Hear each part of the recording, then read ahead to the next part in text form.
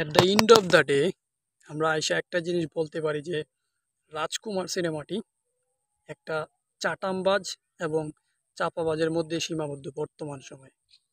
আপনারা যদি হিমেল আশরাফের স্ট্যাটাসের মধ্যে দেখেন বা স্ট্যাটাসের মধ্যে থাকান তাহলে বুঝতে পারবেন যে তিনি সাকিবিয়ানদের কতটা নির্মমভাবে অপমান করেছেন। তার দাবি যে সাকিবিয়ানরা নিম্নমানের নিম্নমানের কিছু গানও তারা অ্যাকসেপ্ট করে।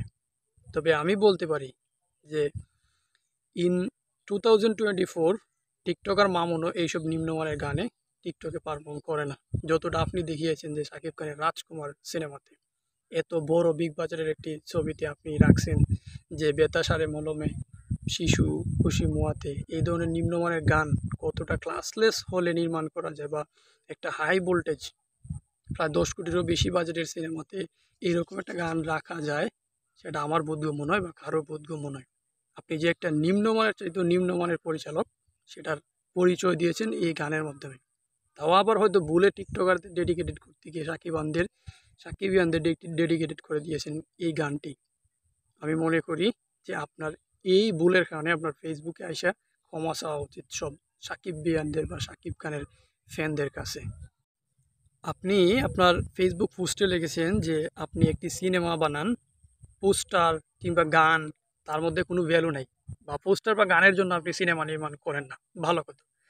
কিন্তু আমরা জানি যখন শুটিং চলাকালীন আপনি এমনও উল্লেখ দিয়েছিলেন বা এমনও আওয়াজ মেরেছিলেন যে রাজকুমারের একটা গান দিয়ে পুরো একটি সিনেমা নির্মাণ করা যায়। রাজকুমারের একটা গান, যে গানটি আপনি দেখিয়েছেন যে আমি রাজকুমার, এই গানটি ইতিহাস করবে বাংলা সিনেমা ইন্ডাস্ট্রিতে, এই সে আরও কত কি কত আওয়াজ মেরেছেন। কিন্তু যখন দিন শেষে গান আপলোড দিলেন, সমালোচিত হলো, তখন আপনি আপনার সুর পাল্টাইতেছেন যে না, রাজকুমারে আপনি গানের জন্য কোনো কিছু করেন না, আপনি সিনেমাতেই পুরো ডেডিকেশন দিয়েছেন বা পুরো সিনেমা নিয়ে আপনি ডিটারমাইন।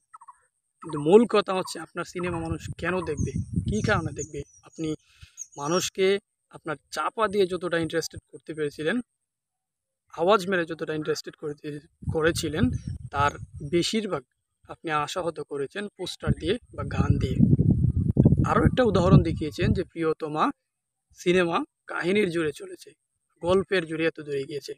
আপনি কি এটা বুকে হাত দিয়ে বলতে পারবেন যে সাকিবের যে একটা বৃদ্ধ বয়সের লোক, ওইটা কীভাবে ভাইরাল হয়েছিল?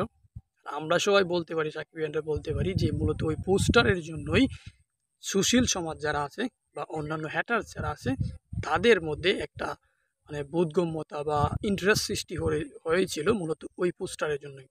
তাছাড়া প্রিয়তমার গানও অনেক বেশি ইন্টারেস্টিং ছিল। তো সব কিছু মিলিয়ে মানুষ সিনেমা দেখতে যায় পোস্টার, গান, ট্রেইলার দেখার জন্য। ট্রেইলার দেখে মূলত মানুষ ডিসিশন নেয় যে এই সিনেমাটা ভালো, এই ছবিটা ভালো, এই সিনেমা দেখব। তো আপনি তার রাজকুমার সিনেমার ক্ষেত্রে আপনি সব কিছু দিয়ে মানুষকে হতাশা করেছেন। তো এইটা কি বলতে পারবেন যে কী জন্য মানুষ আপনার রাজকুমার সিনেমাটি হলে গিয়ে 200, 300, 1000, 1200 টাকার টিকিট কেটে আপনার সিনেমা দেখবে? কিসের জোরে? একটা পোস্টার, না একটা ভালো পোস্টার দিতে পেরেছেন, না একটা ভালো গান?